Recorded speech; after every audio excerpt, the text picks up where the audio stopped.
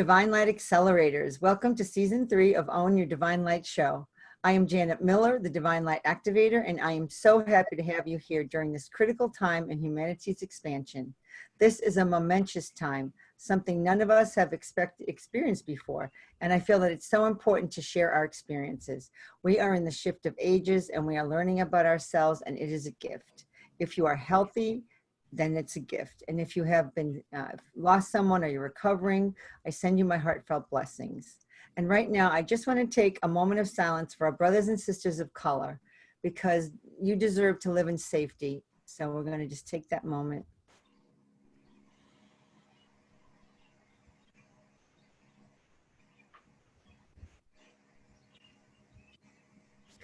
And when you're ready, you can open your eyes.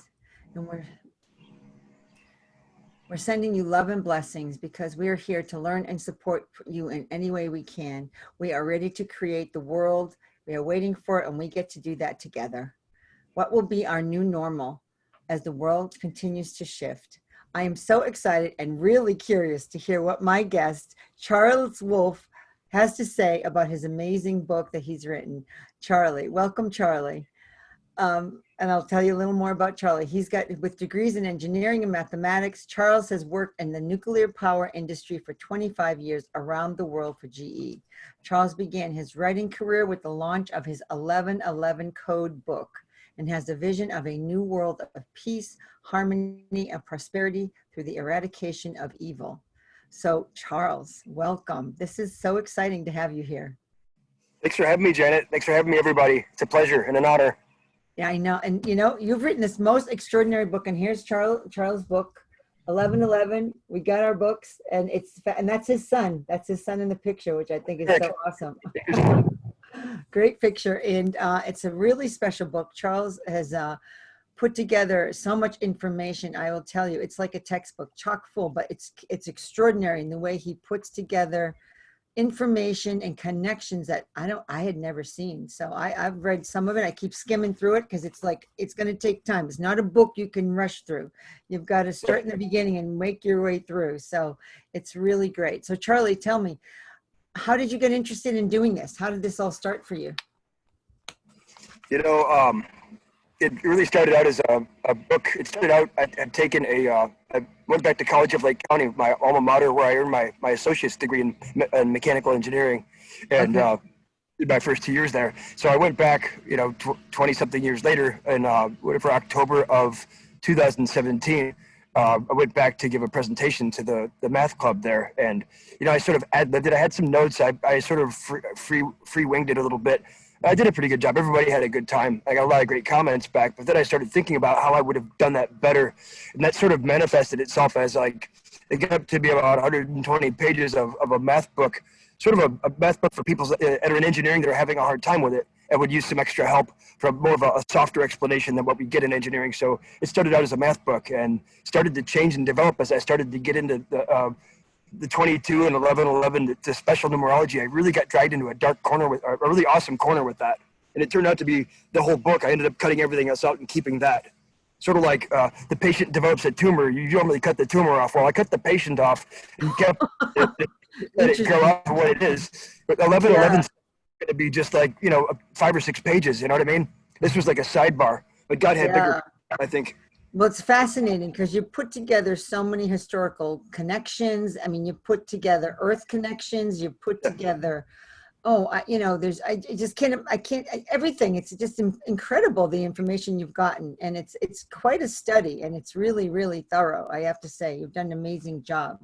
So how did you awaken? What was the next step for you? What you kind of got into some spiritual work, because 1111 is a spiritual number for many of us in the spiritual world. How do you see it? How do you see 1111? What was the initial reason for 1111? I kept, it started at camp, at church camp. Growing up, I don't know if it was 3rd grade, 4th grade. It was right around the formative years, 8 years, 9 years old. I was up, our cabin leader, Kent McElhaney, who I've just recently got back in touch with. He had this game where he was the high school student at the time, our cabin leader, and I was 8 or 9, whatever. So, this guy's 10 years older than me. And he had a psychology teacher at Zion Benton High School, my alma mater. But this teacher, Mr. Milcat, Frank Milcat was his name. He was the teacher for all these guys. He's now retired. I've never met the guy, but Mr. Milcat was a psychology teacher, and he taught the people about 1111 synchronicity. What he taught these guys, the cabin leader, is he wrote 1111 on a piece of masking tape and put it up on the mirror in the cabin, put it up on the door, put it up on the one on the broom handle, one on your bunk bed, one on your toothpaste, one on, just everywhere, one in the stall, in the bathroom. There's 1111. Wow. Yeah. Anywhere you looked, open the garbage can, there's a paper crumpled up with 1111 written on it. He did it for like a week, but it affected us for life. Every time would it be 1111, you look at your clock, look at the odometer, 111,000 miles, stuff like that. But it's something that sort of snuck up on me through. You always just figure, well, must be just, that's a funny coincidence. That's cool, and it doesn't go any deeper than, well, that's just cool. Till I started documenting it. Once I started documenting it and seeing where the dots went, and then the dots, and you could start to dot dots together and see what the groups of dots were doing between each other, and you started making connections that you couldn't have seen any other way till you started to believe it enough to document it. Wow. If that makes any sense. That's sort of the Well, yeah, it's interesting because I wonder, he never told you why he did the 1111s all over the place. He didn't. I mean, to me, it's like God is watching you. I keep getting, my spiritual connection is, you're okay, you're on your path, you're doing the right thing. Yeah. It's always like a confirmation that you're on the right path to me. That's what I get from it. A lot of that, but he said he didn't really know it. Excuse me. 89 or whatever. I mean, people didn't know about this stuff. Yeah, it was early. It's going to mess with your head. It's a psychological trick. You're going to be looking at your clock for the rest of your life. It'll more of a prank, if any. There wasn't any like, you're going to see an awakening because of this. It's more like, hey, you get punked. You got punked, you know? It's like, this is a trick I've done to you. And we all thought it was pretty funny, but it kept happening. But Yeah, it sounds like he was sort of a secret spiritual seeker. Like he planted the 1111 in you so that it would awaken you to a greater purpose that you were meant to bring to the world. That's what I'm getting just from what you're saying.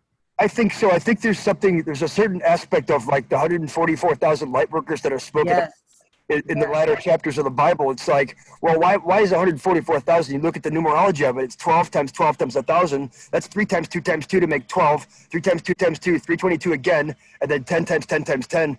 You've got 322 my birthday, 322 my first address as a kid growing up, 322 Hall Court. I mean, you know, I released. Is that right?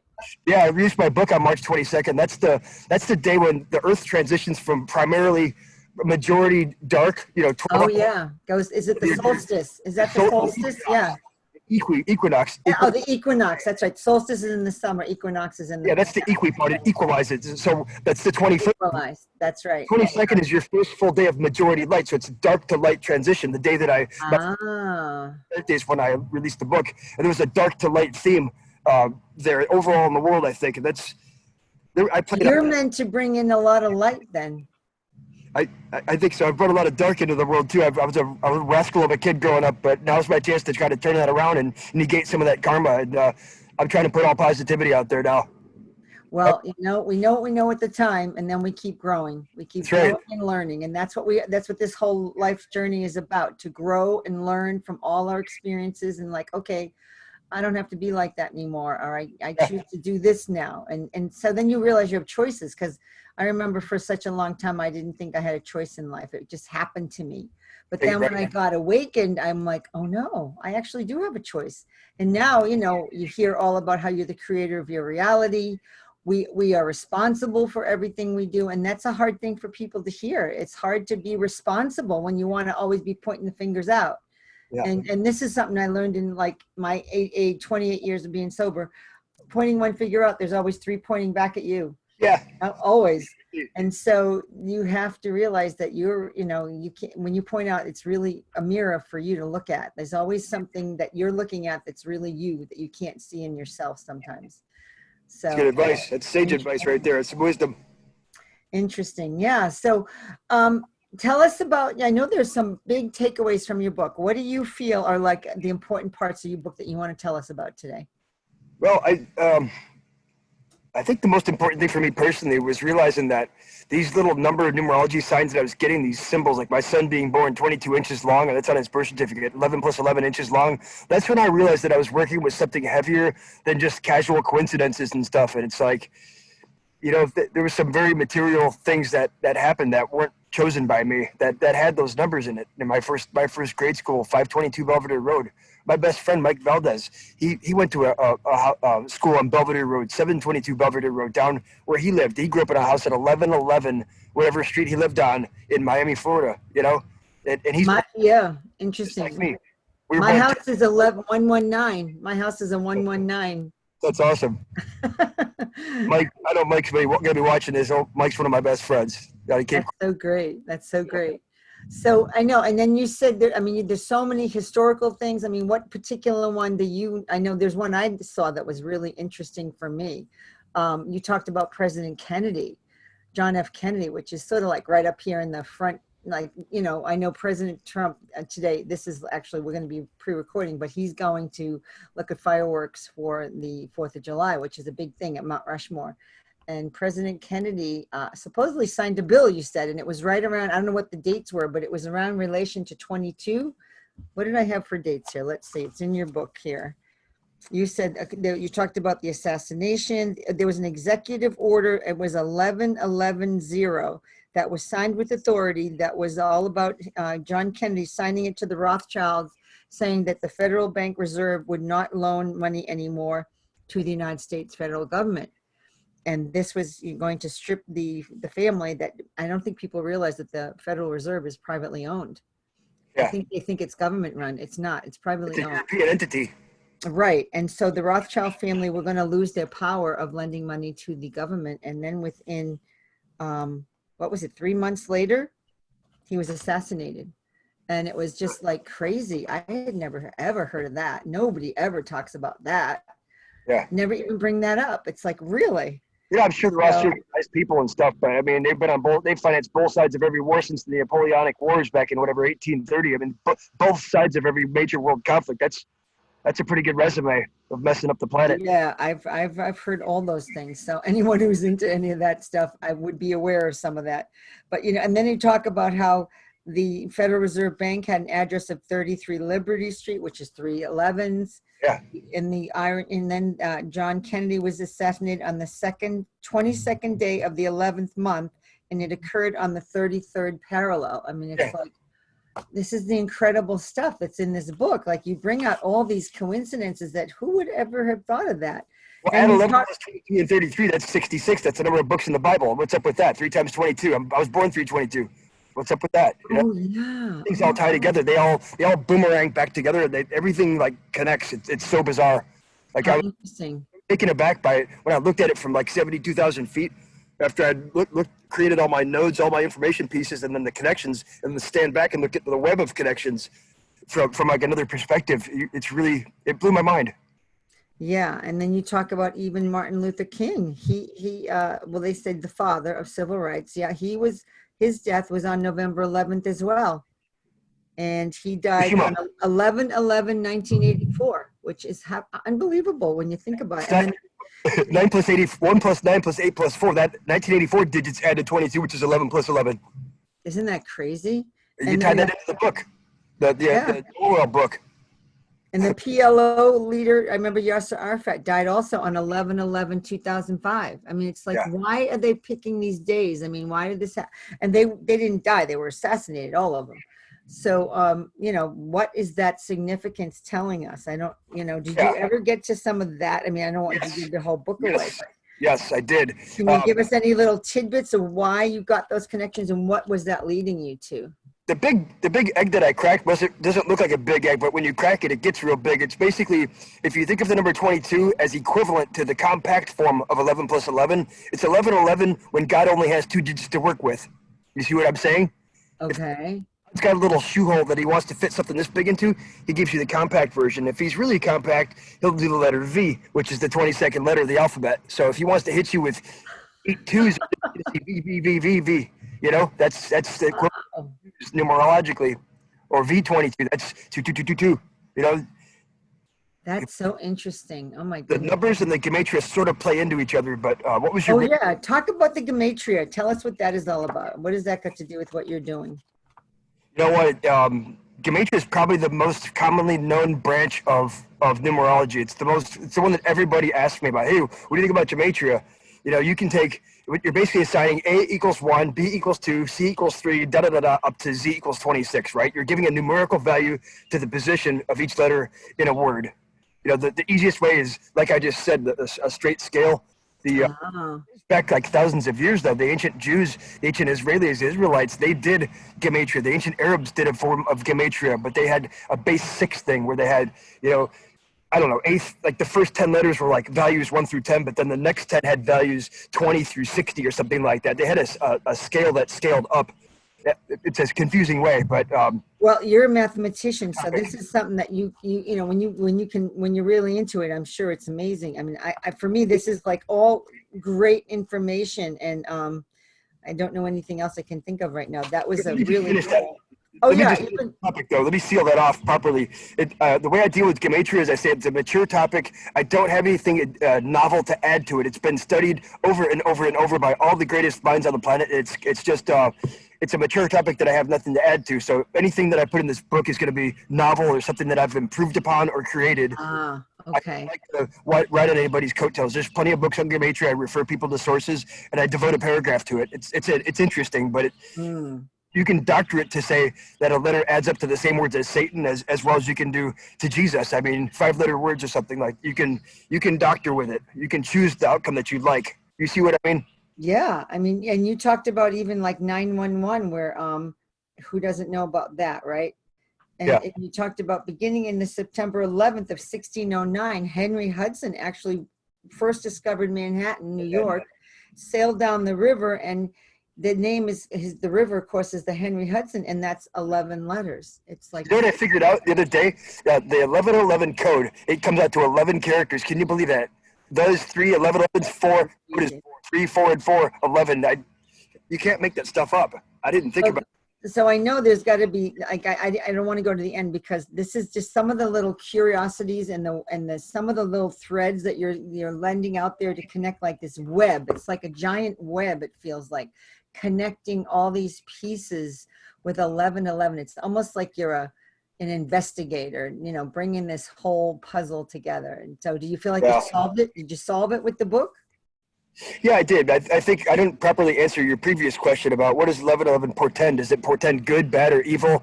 It doesn't really pick a flavor, but in general, 1111 tends to be attached to things involving light, transmission of electrical energy or electromagnetic energy of any form, with X-rays, cosmic rays, gamma rays, neutrons. You find it whenever energy is being converted from one form to another, from nuclear to thermal. You find that in Appendix 2. You find the conversion from from nuclear to electrical. You find that in Appendix 3 for the physics type people that want to go deeper. But it generally is a code of light or enlightenment or liberty. The Statue of Liberty is 111 feet tall and 1 inch. That's 4 ones right there. From toe to, I don't know what the mark is, to the top of her head or to the top of the torch, whatever. But there's a 1111 signature in the Statue of Liberty, and the base star has 11 points on it all the way around. If you're looking down, it's an 11 pointed base. So maybe this is all about enlightenment. That's where we're heading. This whole age we're in is all about enlightenment. I mean, and It's about liberty. Yeah, it's all about gaining liberty, enlightenment. I mean, she was sent to us with I know she was sent by the French. Any history on the Statue of Liberty you can tell us about that I talk about it in the book. I can't. The stuff that I just a lot. Yeah, is the best extent of what I have right off ad lib here. At the top of your head, absolutely. Top of my head, yeah. So, but that's really amazing, because just opening the book, you can look at any little part, and it just gives you some information. And those are the few that I like randomly opened, and I was like, wow, I guess I'm supposed to know that, What about Hong Kong though? What about Hong Kong? Like, they were released from, I think it was 99. Yeah, China. I was there in Hong Kong when they were, just before they were released. They were still under Chinese rule, English rule, I think it was. I think it was last summer, right when the protest, the freedom protest, the liberty protests were starting up. They were just firing up. That was the 22-year anniversary of being handed over back to the Chinese. Yeah. 11 years from when they were released back to the Chinese, they're demanding liberty. They're demanding freedom. They're demanding everything that we have. 11 plus 11 years. I mean, look at the border crossings between North and South Korea. The DMZ, the most military zone on the planet, has 11 guard posts, 11 crossings between the two Koreas, and each side has a posting. That's 2 times 11, 11 plus 11 plus 11. Our skull is fused of 22 bone plates to protect our entire computer system. 22 bones fuse in every human's head to form the cranium. Really? Yeah, 33 vertebrae from Fascinating. top to bottom. 33, 11 plus 11 plus 11. That's incredible. Yeah. Built into who we are. It's built into what we are. It's built into our DNA too. Yeah, it's like such a number of enlightenment. It's like, Well, think about this. Your DNA, you get 23 chromosomes from each parent. 23 and 23. Well, the 23rd one doesn't pick anything about you other than whether you've got indoor or outdoor plumbing. All the other characteristics that are covered by the first 22 genes. The first 22. 23 just picks polarity on you. That's it. Interesting. Nothing else. Interesting. Yeah, I never looked at it that way. That makes so much sense. Your 22nd chromosome determines your level of free spirit or not, whether you're at a free spirit or not. Ah, wow. There's a book that I cited in there that determined that they figured that out. That's amazing. I mean, yeah. It's just so fascinating, all the different things that you're bringing in. There was something else you were talking about earlier, like there was another connection with Lebanon or something. What was that about? Oh, well, I mean, I think it's a good time to bring in the Arizona thing. So there's the Anthem, Arizona. They've got a memorial out there. It's a veterans memorial. Let me find the page here. I think it's 188. I'm gonna look too. Yeah, it's page 188 in my book. I'll start talking about it. Oh, I see it. Yeah. The 11 code. It's a monument here. See the monument right there? Yeah, yeah. That circle right there, that's 5 different posts that have a hole in them that when the sun gets just on 11/11, November 11th, exactly 11:11 a.m. On all these geometries line up. Really? See the Great Seal? Yeah. Right there's the Great Seal of the United States with the 13-pointed star, or the 13 stars, and that's an overhead view of that. You got the 5 different branches of the military. So the light goes down through each of those 5 one time per year at exactly 11:11 a.m. They got it to the second. They've all the changes in the Earth's wobble and the orbit around the sun, how that changes over 500 years. This guy, the engineer that they had do this was just incredible. On a different planet, what they figured. But I'm going to be going out there. Never misses, yeah. I'm going to be going out there and I'll be challenging any of my readers, anybody that's into this QAnon thing or 11/11 thing, to come out there to Anthem, Arizona to see that. That's at the 33rd parallel with Phoenix, right? And that's the same as where ancient Phoenicia of Lebanon. They're both at 33 degrees north of the equator. 11 plus 11 plus 11. Phoenix, Phoenix, Phoenicia, Phoenicia. So they're both at that same parallel, that same grid of influence. So is Dallas, Texas, 33 degrees north of the equator. JFK got assassinated on 11/22 at the 33rd parallel. Yeah. Some weird stuff. And there's so much that to these numbers show up at important events. They show up at important events, whether it's important good or important bad. Fukushima reactor blew up 3/11/11, March 11th, 2011, biggest nuclear disaster on the planet in human history that we know of. 3/11/11. Why? That's something. Yeah. But it's something that gets our attention, gives God a chance to talk to us, to give us a message, to get our attention. I think. Yeah, oh, definitely. It does bring it in. And when you look at that number connecting with it, it's like a message. Pay attention. There's something you need to notice. It's almost like pay attention. Let's notice what's going on here because as you said, you were told to look at 11/11 when you were a child. So it's almost like he was precursing this for you to do something with that. And you did. It's like it's in your genes now. It's like you had to do it because you said when you started this. Yeah. It's interesting. You look at, the Commonwealth Edison, the power company in Chicago, that was started by one of Thomas Edison's proteges. This is before Chicago had any electricity. Thomas Edison had a protege named Samuel J. Insull, who was an 18-year-old kid out of high school in London that was sort of his real estate secretary. But he did such a good job young insult did, that by age 21 or something, Edison said, hey, I'm getting ready to start up a power company in Chicago. We're going to turn that city on. Do you want to be part of that? I can make you a VP. I can make you a big wheel if you're willing to do the job. The guy said, heck yeah, let's do this, man. So Insol came in there and he helped set up Commonwealth, what's today ComEd, Commonwealth Edison, one of the largest utilities in the nation, in the world. And the first big plant, other than like an old diesel or an old small engine, the first real steam turbine that they had that was respected, world's biggest, it was at Fisk Station.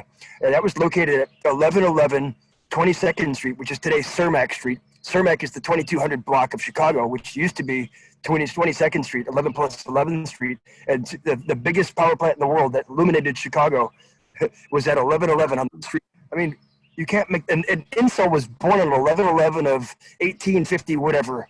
Oh my goodness. And he illuminated that city. That's so it's incredible. I'm getting chills all over just from all this connection. It's just, he did the same thing. Yeah. After he electrified the city in 1922, years later, I write about this, that he approached George Westinghouse because he wanted to have Chicago have its first radio broadcasting antenna. They didn't have radio yet. He brought radio to Chicago too. The guy born on 11/11, he started it on 11/11 of 1921. The first radio station, Really? I think it's WKY atop the Edison building. They were broadcasting educational stuff and music to the world, to Chicago. He brought light, enlightenment through the radio on 11/11. He brought electricity to 1111 22nd Street through electricity. He was born 11/11, brought both of those things to Chicago, which influenced my entire upbringing. That's amazing. Yeah. That's important to me. It had something to do with Chicago. Interesting. And you know what's interesting? My father-in-law was born 3/22 as well. I realized that. Interesting date. I know. The thing is, I was born in March 22nd. If you think about how, if this is the sun and you got Earth orbiting fast around here, Mars has less gravity to compete with, so it doesn't have to go as fast to resist the weaker gravity, right? So you got times when Earth and Mars are apart, the furthest they're going to be. And then you got times when they're passing each other on the same place of the racetrack, right? So when they're passing, it takes light or any form of electromagnetic energy, light, heat, infrared, ultraviolet, cosmic rays, X-rays, radio, you name it. Anything that travels invisibly, energy through the air, takes 3 minutes to get from one planet to the other, minimum, when they're the closest. And when they're the furthest apart, it takes 22 minutes, 3:22, Earth to Mars, Mars to Earth. You see what I'm saying? That's my birth planet, I think. That's 3:22, March 22nd when I was born. And just tying that together, I don't know. Powerful. It's a warrior planet, right? Picked me, this mystery picked me. It kept tapping me on the shoulder, like, okay, go away. Yeah, I get it. Cute. Yeah, funny. But it tapping harder. It's like, it whacked me in the head when my son was born, 22 inches. How much more do we need to do to convince you that this is real? Like, get it, got it, good. Yeah. And it feels like I almost feel like you're going to do another one. I feel like you're going to do another book because I've got enough material from the readers of stuff to them. I mean, it's just unbelievable. I'm feeling it. I'm feeling that because you've gotten on this trajectory, and then I feel like you have more because you're going to find more connections, even more like incredible things. I mean, this is a powerful thing that people need to look at. And you know, have you gotten any feedback from readers? Like, what are they saying? What are they getting as enlightenment? Do they give you any ideas? I've had anything from the skeptic that wants to tell me, well, you know, I'm a biologist and I looked at the thing where you said, you know, there's 7 vital organs. Technically, there's really only 5 because you got 2 kidneys and 2 lungs. I'm like, okay, well, we can talk about trees or we can talk about forest. We can park level, whatever level you want to analyze it, but the lessons are going to be at the higher altitude. I said, you can beat me on that fact. You can go to the source that I cited from that and argue with them, but let's not miss the message. You can live with 1 kidney. You can live with 1. So you can't. No, they're separate entities when you look at it. Yeah. That's the lower end of the spectrum. People that want to argue and like lock antlers with you. That's okay. Fine. I don't have a lot of time for that. Usually, you're not going to convince those people. They don't have faith to start with. So what are you going to do? You can't invent that on the fly. Or you're wasting your time. That's normal though. But the good part is when you get that kind of feedback, it just shows that you're hitting buttons that they don't want to look at. So you're opening up their mind, and they don't want to see it. They don't want to see it. So, you know, you're planting seeds. That's what you're doing. You're planting seeds that may be nudging them in a way like, oh, this is uncomfortable. I don't know if I want to look at that. So think about that. At the 10, that's the 0 end. The 10 end of the spectrum is people that are having these spiritual experiences before my books even got over to other countries like England. I've got a lady in Germany that's having this full-blown spiritual awakening. Like, blaming it on me. Like Well, I wouldn't say blaming. well, You're just happy helping her out. You're supporting her. people are taking this. It depends how seriously people take it. The people closest to me, a lot of the people closest to me know me from who I was, from my limitations as a kid, and they think, well, maybe he can do it, maybe he can't, but we need to see proof. But people that are further from me, that don't know anything about me, that approach me as a public figure and see my website for what it is and see my resume for what it is, those people are full blown ready to accept this, and they're making changes. So it's like, it's really interesting, the proximity effect, you know. Yeah, that makes a lot of sense. And because, yeah, people like to keep you in a box when they know you from one place. Well, they've seen how many mistakes how many times I've failed in my life. Well, he's probably just going to fail again. Well, so did Edison. How many times did he fail, right? It was like a huge amount, like 2,000 or something. And he said, if you know, Yeah. you got to keep going. This Keep is on getting up. none of us are perfect. Everybody fails. And if you let that one failure take you over, you'll never get anywhere. Well, in my industry, the definition of an expert, somebody calls me an expert, I was like, yeah, well, I'll take that. But let me just tell you something. The definition of an expert is somebody who's made every possible mistake in his career line. So, yeah, if you want to call me an expert. And you've learned from it. Absolutely. Absolutely. That's why you pick it up. Yeah. So I know you've had some exciting adventures when you travel. I mean, you did a lot of nuclear power plants and all that, right? So you were all over the world, and any of that come into the book, like anything else that you like, tell us about your travels. How did that all work for you? I mean, that also contributes to what you know, because it's part of your background.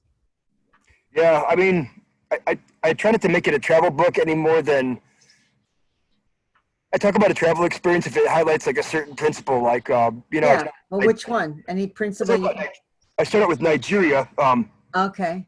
Was at Bonny Island, Nigeria in 2008 on a project in Africa's largest petrochemical facility, where they're taking basically 600 units of natural gas and compressing it 600 to 1 down into 1 unit of liquefied natural gas. So you're putting into these massive super tankers that can just, like an entire like place like the size of Massachusetts, it could power that for an entire year on one load. Like ridiculous amounts of energy density on these ships that they're sending off from these net producer countries to net user countries like Japan, places that don't have any natural resources, but they have the demand. So they're pumping out $40 million worth of stuff under the ground from these local people every day, and they're not giving them anything back, not even one day. And they get pretty jealous. These are ancient tribal lands that go back centuries. And Sure. The Dutch and British and everybody of the colonies come in and just dig up all these resources, tear up their towns, and pollute the place, and then don't give them anything back. So they come up and shoot at them once in a while. These rebels come up, these little John boats. Okay. So we were working 7 days a week, 12 hours a day, back-to-back shifts, 24-hour shifts. You know, turning over in the morning with our night shift guys, and turning over with them when they come in at dinner time, and you know, working 6 in the morning, 6 p.m., 7 days a week, and armed military escorts everywhere we went. It was a pretty tense situation, but it was quarter to 6 p.m. We just finished a 12-hour shift. We were packing our tools up and thinking about beer and pizza and stuff like that back at the camp. And we heard this staccato, pop, pop, pop, pop, pop, pop, pop, pop, pop, all this popping going off. And we knew what that meant. Everybody stopped, dropped, and rolled, and all our way to the control room. And we had a whole fire drill in place of where you went if there was a problem, orderly transfer, but 8 people were killed right there on the job. Wow. And the rebels killed 3 of the Navy. You can look it up. Bonny Island attack, 2008, Nigeria. It should come right up. But I my wife and say, look, if you're watching the news, I'm good, but I'm getting the heck out of here. And I had a terrifying out-of-body experience. Wouldn't say an atheist, but I would say I was a struggling Christian at about age 38, 39.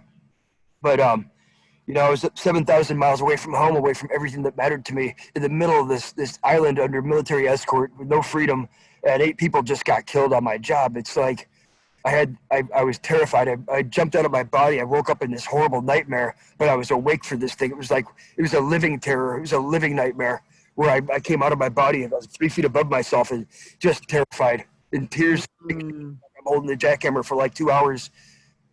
Really? Yeah, it was absolutely terrifying, but it was a moment where I was jolted into this new level of reality. There's something bigger than this reality that we see day to day. There's something behind the veil. I was briefly taken out of the matrix for a second and shown the bigger picture. Yeah. What did you feel after that? Were you a different person? You had to be. Well, I was terrified. I mean, I just couldn't wait to get home. I couldn't wait to get home. That's a pretty Oh my! big experience. I would definitely be feeling the same. It's quite something. But you had an experience that was spiritual during it too. So how It was a interesting beginning is for that? sure. It was a Yeah. beginning for sure. But when I got home, I took a shower. I passed out in the shower. I fell down and bumped my head and needed stitches. I completely passed out in the shower when I got home. Ooh. Yeah, I don't know if it's PTSD or whatever, but it really. Probably relief that you actually felt safe again, because that's a level of terror a lot of us would never experience. It's just one Yeah, level that you can never there's experience. a lot of. I'm going to go into a lot of the travel. I've got one of my biggest No, feedback yeah, go ahead. readers is to go and do a travel book. So I think that's probably going to be next. I'm thinking like maybe call it the hell of power, not the power of hell, but the hell of power, and to show the inside of these power stations and infrastructure places that they send people like myself, and what it really takes to keep the lights on, and what it takes to dig up the fuel that we use, and processing all these petrochemicals. It's a really horrible process. Yeah, well, hopefully that could come to a halt. Let's hope that's going to halt. We'll see what happens. We'll see what happens. Yes, there's a lot of hope out there because there's so much change in the air that Free energy. Everybody's talking about free energy. I don't know what to say. I don't have an opinion on that. yeah, they talk about there's been free energy for years, but we're just not allowed to have it because it's going to mess up the business world. So Yeah, I think. I don't know a lot to say that again. Sorry to interrupt you. I think Donald Trump's uncle, John G. Trump, he was a PhD electrical engineer professor at MIT, and he had access to all of Tesla's patents, even the unused ones, the unfigured out ones. When he died, he got all that stuff.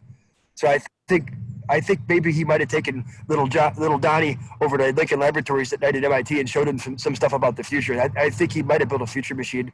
I might be crazy. I've heard that too. I don't think you're far off on that one. I've heard the same thing. There's a lot we don't know. There's a lot we don't know. Yeah.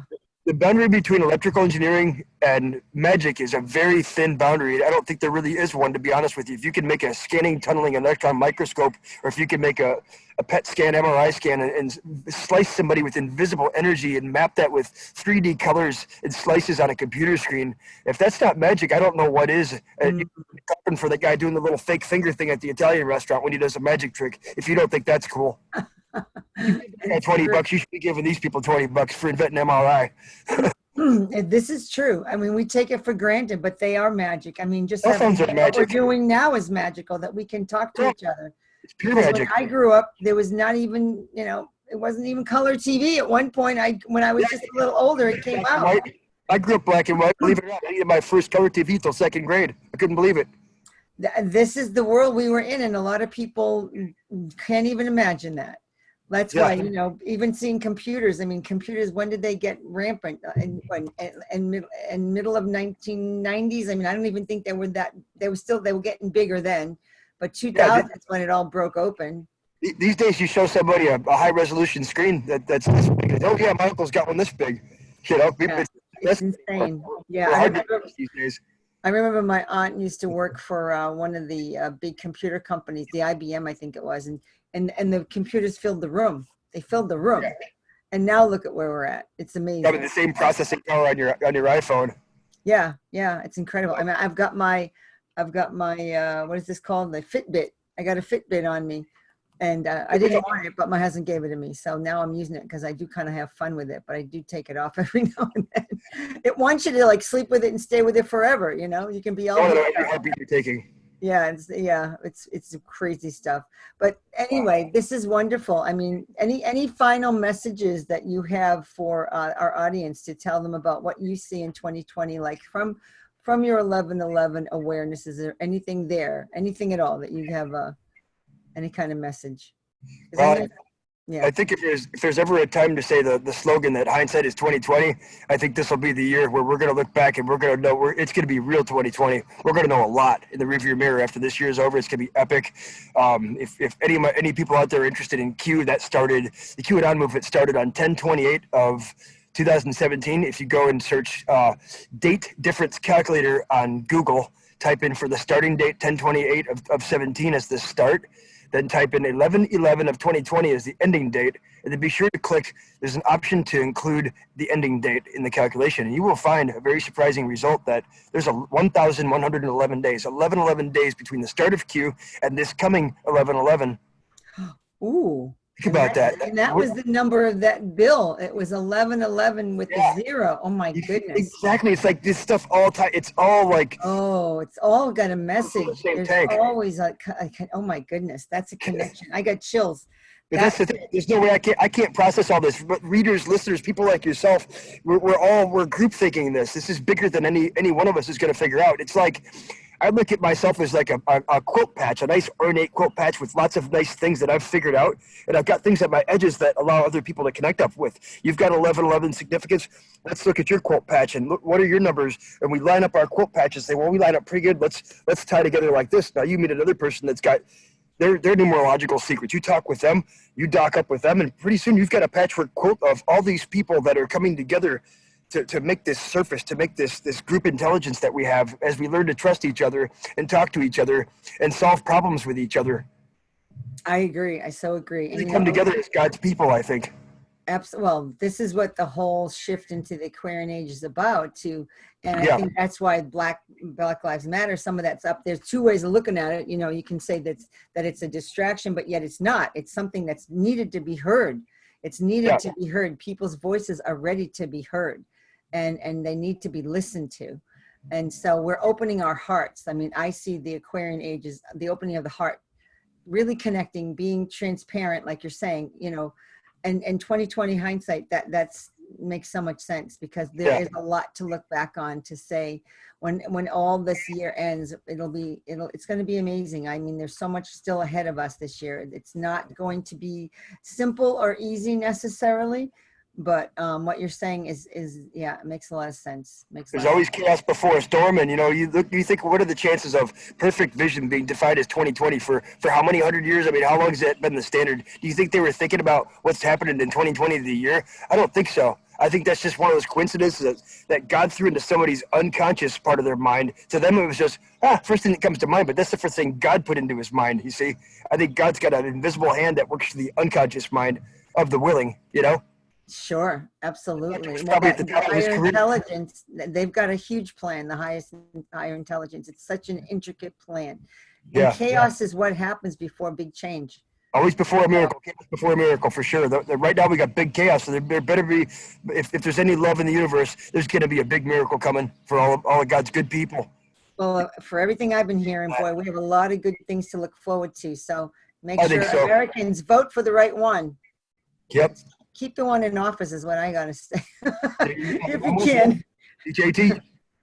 Well, I don't usually go political. I guess I just did. But, I think because of what I'm hearing, there's a lot of miracles in store for us. And it's something that people will be totally amazed by. I mean, Let's manifest it. Let's make it happen.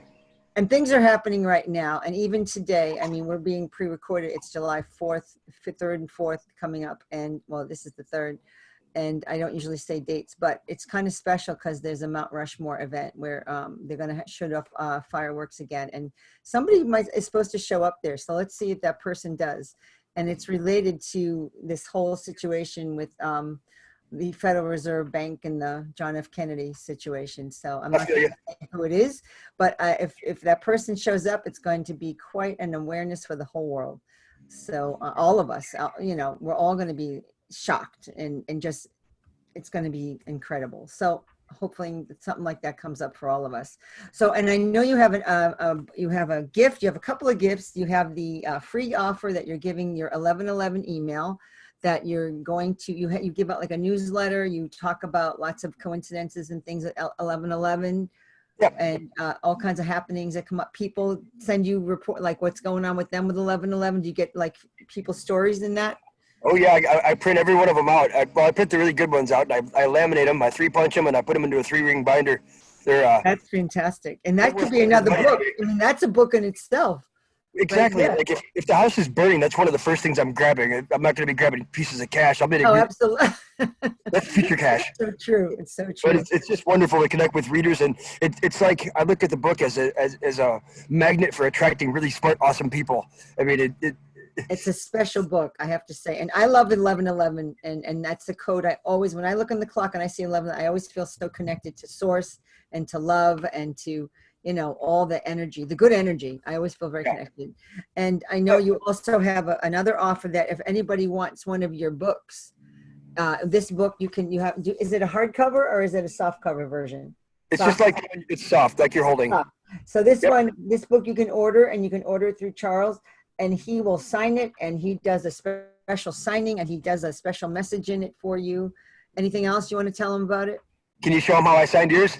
Oh yeah, mine's amazing. It's beautiful. He does amazing signing work. He wrote me a beautiful message, and it's so special. So if you want to get this from Charles, it's you can order it through his website, and we'll have all that information on the email that you get talking about Charles's interview.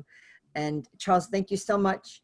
And I want to thank our audience for listening, and we'd love to hear feedback and emails from you all. So any comments you want to get linked up with Charlie, you're going to have his information, and I can send it to him. Anything you send to me, I can also forward it to Charlie. And also thank you, Charlie, for your impeccable research and your passion for connecting It's been an all honor. all these truths of the 1111, and all these amazing connections that you got to read the book. Honestly, I got to go back and read it, like every single page now. It's like it's a book you have to underline, have an underliner or a highlighter with you, and lots of little, places to mark off.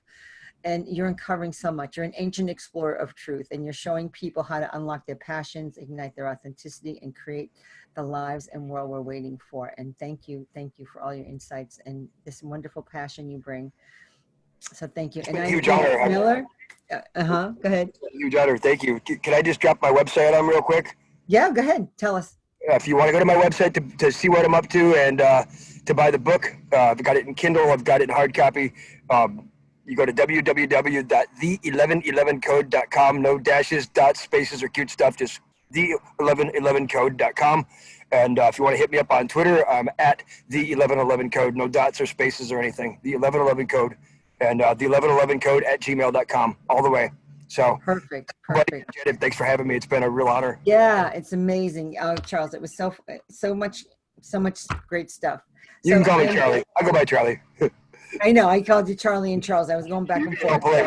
I know you was Charlie, but you sent me Charles. Like, he wants to be Charles too. So whatever you want to be. But you're Charlie. Thank you, Charlie. And I am Janet Miller, and I will see you all on the next episode. Thank you.